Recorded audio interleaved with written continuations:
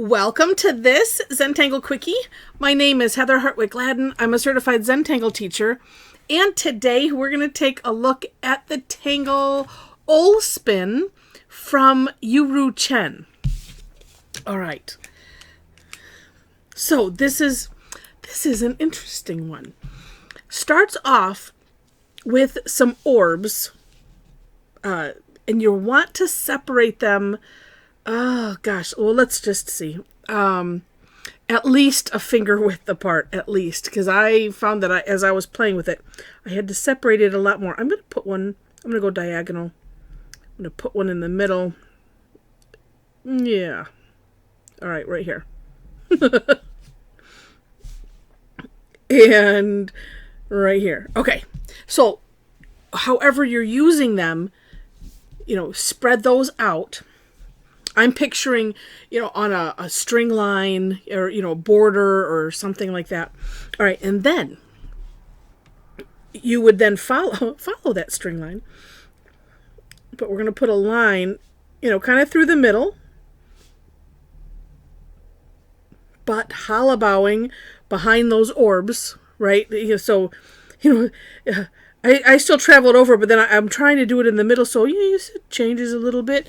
That's why I'm thinking even if it's on a curvy string line or something, it's still going to be kind of neat. Okay. Next, we're going to do some C-shape curve lines, and I'm going to start in the middle because I like to. I'm going to get this here positioned nicely. All right. All right.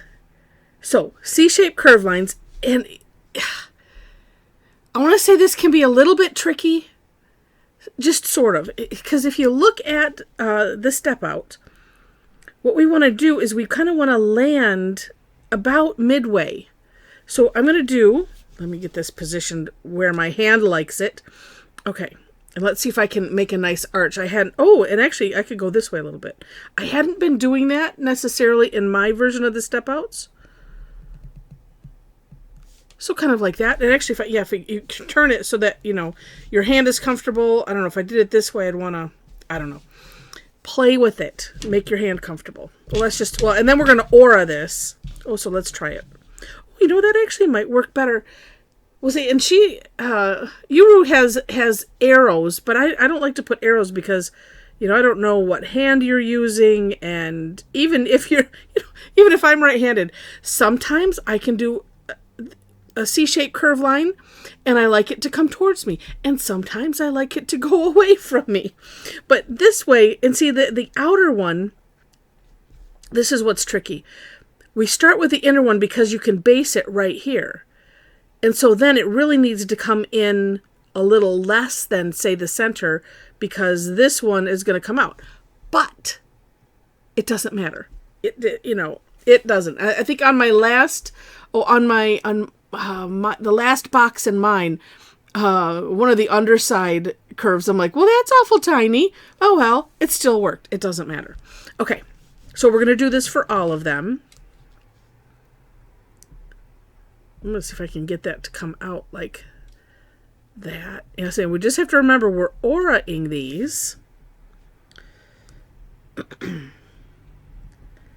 Well, okay. There we go. Okay. Now, we're going to do the underside. And I didn't do this with my paper. I just went and drew it underneath. But all right. Because I didn't want to confuse things. So, on the underside, we're going to connect to here. And, I'll just go ahead and I'll start here. And I'm going to move it like this. No, I'm not. You know what? I hope that you don't have as much. Okay, this feels better. Okay. If you have just as much trouble, I feel like like a dog or like our cats would sometimes, when they'd go to curl up and they walk around in circles, it's like, all right, let me just get my body all tightened up. Okay. And if I stop my hind end here, and then if I keep going, all right, I'm all tucked in. That's what I feel like I do sometimes with the tile in my hand. Oh my gosh. All right. So similar curve line, right? And we're going to come to the outside of that top line. And then whatever happens, just like that, then we're going to connect the others. I tell you, I had to sit and look. I'm like, which line is connecting to what? Let's try it again. I get more than one shot at this. All right, let's see. There we go. So to the outside, to the one that's closest. That's an easy way to think about it. And then this one to the one that's left. Okay. And, let's see. We'll do out here just because I want to finish that.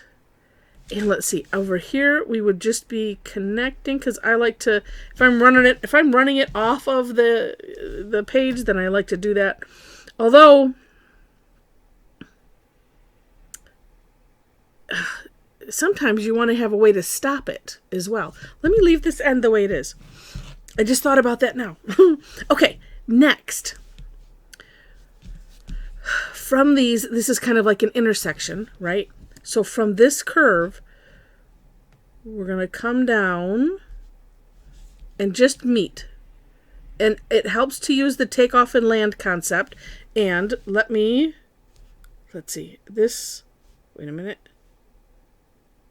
Oh, right, I don't have anything coming on this side. So, oh, actually that one was far enough. Okay, so this is how you could end it.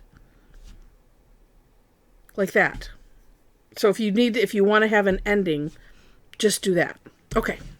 And then we're going to flip on the other side. So the takeoff and land concept, if you are not familiar, I'm tracing over a little bit of this so that way it's more connected versus just, putting your pen down any place and then connecting it.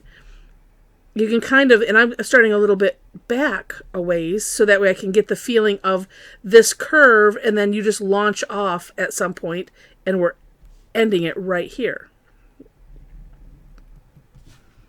Like that.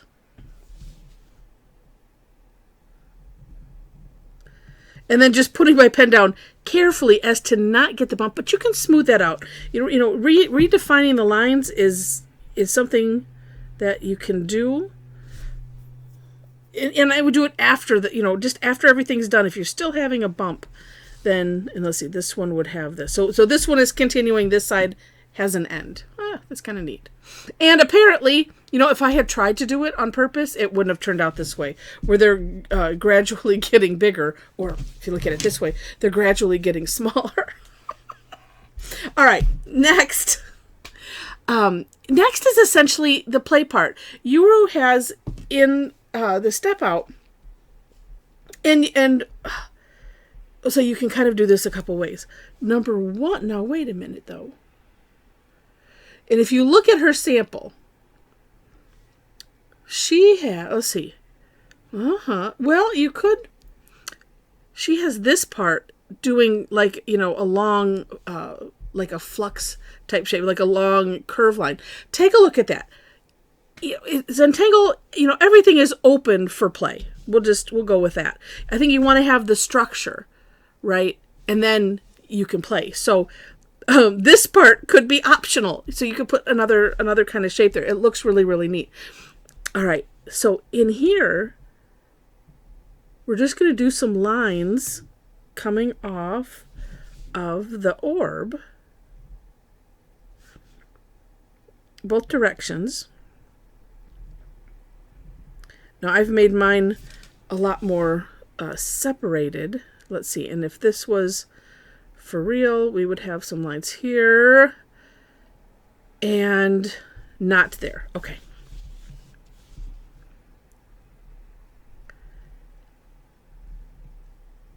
Let's see. And then looking, no, it looks like on the sample, there's just these two ideas. You can, I'm sure, come up with, something strikes you, do it. Or if something has gone awry, keep doing it. And, then you might end up with, a tangle on your own, or maybe just a good variation, or tangulation as we like to call it. All right. So I've kept mine kind of wide because I want to, because I just really like, I like that, but, oh, and maybe I can alternate it. I don't know. I'm going to start in the middle and then I can decide. So I like to use the rounding concept, and I've switched, to, that one's a little bent, but at least it's still thin. I switched to my 005, excuse me.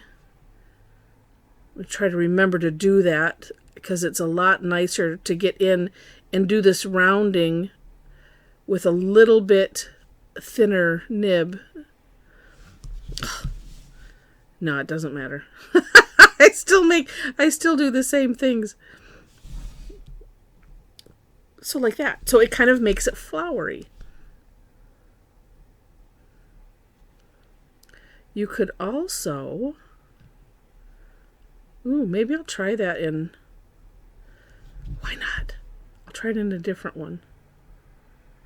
You could just thicken the ends of lines. That's another technique, thickening right at the ends. See, in this, like I said, let me finish this last one and then I'll maybe redefine that. Yeah, because this is like if I redefine it, make it a little bit thicker on that edge, then it usually, look at that, fixes everything. And let's do this one too.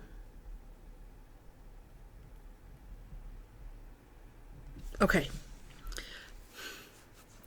Let's see, that one is small. Yeah, so I'll do something different. I can do what I want, right? All right, so if you wanted to just thicken the edge, and this is one, if you've done the Tangle Mycelium or Puyang, we kind of use those, like that's like the primary technique that we use. And it's just thickening it up at the top. And you can go down into the line, just, as much as you want. It's up to you. And it's just really, really neat. So it gives another nice option, especially if something has gone awry. And you could thicken it on either side. So I've been just doing it on the one side, so here I could do it on this side if I want to. Or on both. Just depends. I kind of look at which side it has more space and then do that. And then it is kind of fun to vary the length. Although here it's not so much because it's such a tiny space, but it's a neat idea. And there we go. All right, now I do think, I think this requires the center to be made into a nice little orb with a little shine.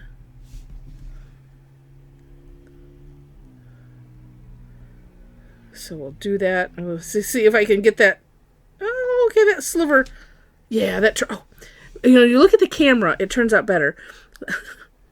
And, if you ever don't like something that you did, I highly recommend take a picture of it. Or you might even be able to just use your camera and look at it through this screen. And I do that because then you're seeing it, almost like through somebody else's eyes. Pretend it's not yours, It's just, it's really, really, really neat. My mom, when she was in art school, said that they would, hold their work in front of a mirror, and to see, just to see what it looks like. And that was one of the things she said, so that you're seeing it through essentially a different set of eyes, because you're seeing it differently. We get so micro focused on what we're doing. Sometimes it helps to just step away and don't look at it for a little bit and then come back. Sometimes I can just flip it over in in a couple seconds and then turn it back over oh, okay. Oh, look at that. Oh, that's neat. And it's just fun. All right, now for some shading ideas. You know what? I'm going to do this first. Well, because there's obviously a number of ways you could do this.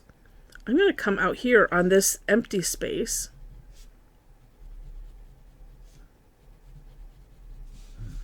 Oh, I'll do this one too. I was thinking I might do this one. I still could do that one a little bit different. And here, Tortillion. There you are. Okay. And I'm just going to spread it out a little bit because it's just a little teeny space. And notice I'm leaving this orange section alone. Or I'm doing my best to not get the graphite in there, but yet to create some gradient. Let's get on this other side.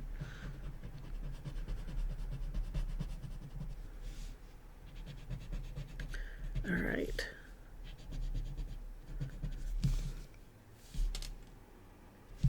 Oh, yes, we would have some there too. Okay. And look at how that it's created a nice roundness.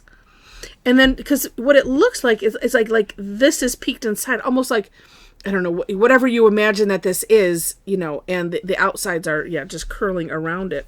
So you could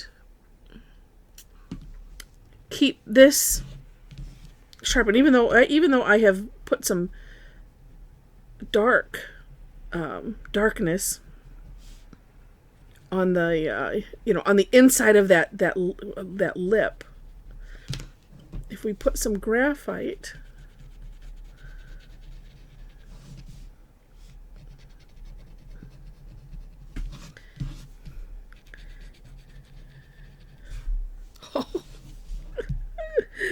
it's so neat. And and if you go a little darker, if you need to go, you go a little darker if you're not getting the result that you think you should get. This one is hard because I already have some darkness there, but having the graphite certainly helps. And I think I was thinking I might do something with that this orange section. I'm thinking I'll fill it in and leave a little shine, but let's put the graphite there anyway.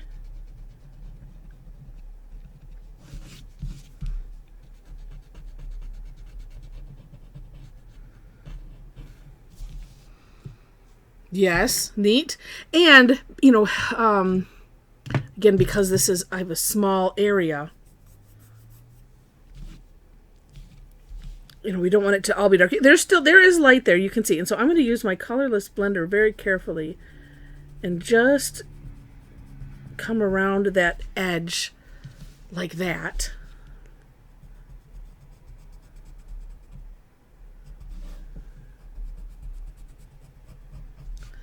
Just look at that. Yeah, just to darken it right on the edge without adding any more graphite. This I'm just doing it right at the edge where the graphite is, since it's already dark there. And let's go ahead and do this one too.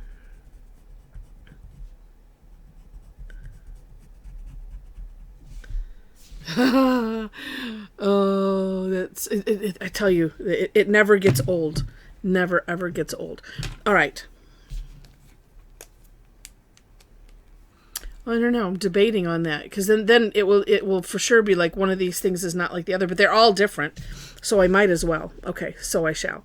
All right, and we're gonna leave. What am I using here? That's my 005. We'll leave a little bit of a shine in there.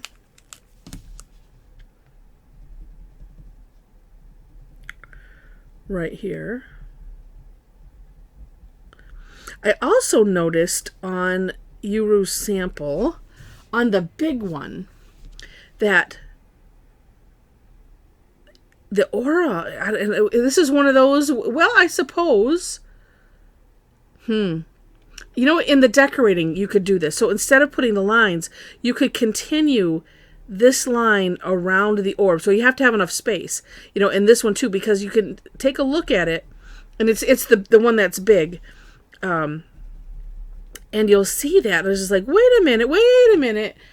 But that's one fun way to play it. It looks really, really neat. So it's like this continues to wind around, both sides. And that's just cool. All right. So as I finish this, if you've enjoyed it, and I hope you have, would love it if you click on the like button. Actually, I'm thinking I could almost take this around with the black pen, but I think that would make it too much. But yeah, please click the like button. If you liked it enough to see more, would love to have you be a subscriber. So please click on that as well. In the description section, you will find the links to the step outs. Oh, see, yeah, look at. I just want to, it's kind of neat to just show that, the different things that you can do. And hey, if I just do it on one tile, great. That's efficient. And it's interesting. But yeah, in the description section, you will find links to the step outs. I always do my own version and then link to the creator of the Tangle. And then below that, you'll find my link tree. I'm hesitating because I'm like, should I do something else? Lately, I've been doing I'm going to do a little aura of graphite and then blur it out. Just because I've been doing that lately, and it's just like, okay, it just looks like I need to do something else. If it was a normal tangle, I would. And I'm trying to keep these quick. But lately I've been doing ones that just take a little bit more. But yeah, the Linktree link, you will find ways to connect with me if you wish. So link to my website where you can follow my blog, Facebook page, Facebook group. So if you want to hang out with some fellow Tangle addicts, yes. We would love to have you. You have to answer there's 4 questions to answer in order to gain entry, just so that you're aware. And let's see, there's other links if you are interested in taking classes or attending sessions where we're just tangling. Like we might take something like this and explore it, play with it, have fun. I have free sessions like that, and then other ones that are more project based.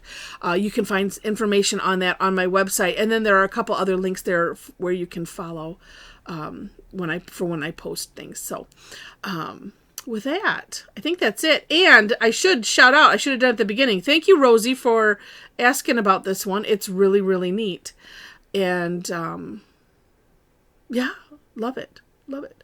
All right. So with that, thank you so much for watching, and I wish you happy tangling.